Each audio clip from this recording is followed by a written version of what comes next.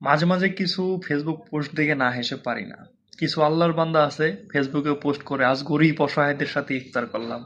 তার মানে তার পোস্টের যে ছবি সে আপলোড করে, সেখানে সে বুঝাইতেছে যাদের সাথে সে ইফতার করছে তাদের তুলনায় সে আর্থিকভাবে অগ্রসর বা ধনী, এরকম কিছু একটা মিন করতেছে।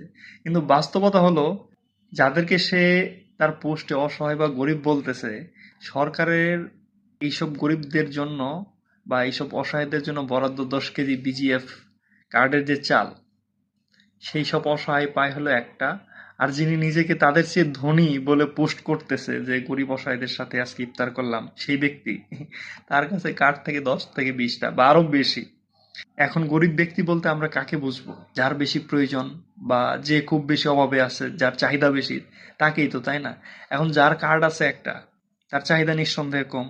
এখন যার চাহিদা বেশি, 10-20টা কার্ড আছে, সেই ক্ষেত্রে গরিব হচ্ছে না?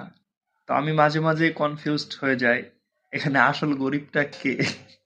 এখন যে লোকগুলা ইফতার করতে আছে, তারা কি গরিবের সাথে ইফতার করে গেল, নাকি যে লোকটা বলল যে আমায় গরিবের সাথে ইফতার করলাম সে? আপনারাই বলেন।